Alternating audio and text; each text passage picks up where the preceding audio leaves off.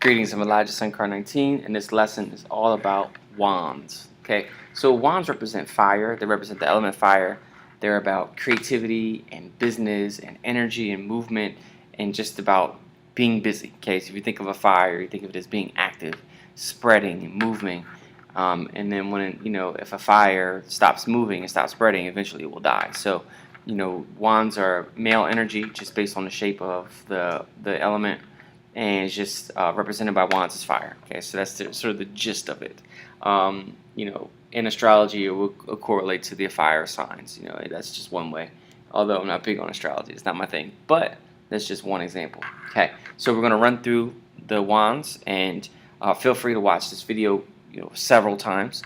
That way you'll have an idea. You can watch it over and over again. So, up first we have the Ace of Wands.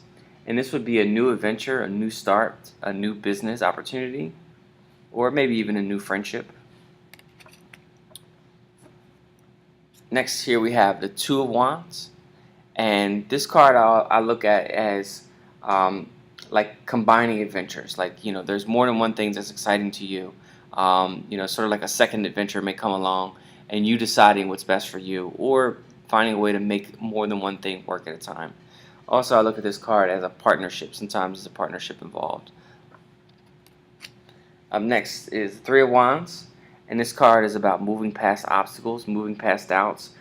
This guy's looking off into the future, and he's just sort of just making plans. He's at the top of the mountain, so he's climbed the mountain a little bit. He's had some struggles that he's gotten through, but he's sort of making his way through the world. But he's still future oriented. He's doing the work he got to do, but he's also still looking at the future, making plans. Up next is the Four of Wands. This is one of the more positive cards in the tarot deck.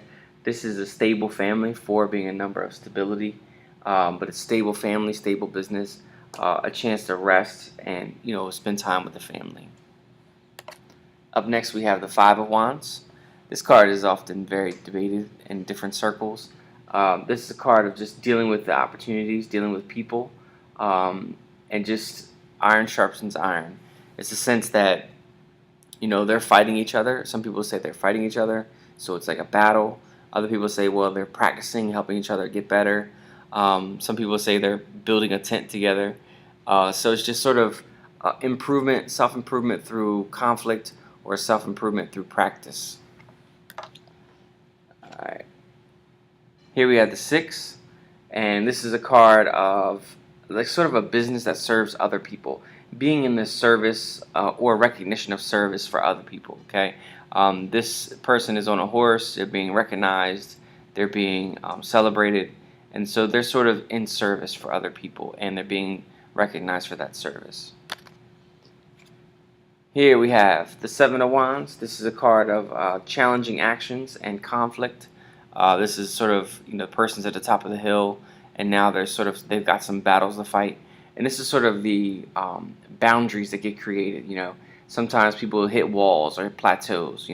Finding ways to overcome walls or plateaus, or just challenges in general. So it's dealing with challenges and overcoming challenges. Up next we have the Eight of Wands. This card about like full steam ahead, like action, just everything going in the same direction, excitement. Often you associate this card with travel and maybe even moving. Sometimes it's changing jobs. Up next is the Nine of Wands. This is sort of the actions that build, and it's sort of like creating things. So it's like, you're using actions that go towards something. And so I often see this card as a way of someone building. They've got their knocks. He's got the bandage on his head. He's worked hard. It hasn't been an easy road, but he's stuck with it. And he's sort of building. In a negative sense, this card could represent like creating walls between you and other people. So in one sense it's building, in the other sense it's sort of separation from other people. Here we have the 10, and this is sort of the culmination restart card. So 10 is like the end and the beginning at the same time, although 9 is the end also. I look at 10 as unselfish service. So this person has got the sticks in his hand, he's picking them up. The road is heavy, the road is far, and the work is heavy, but he's just pushing along, and he's going to be of service to other people.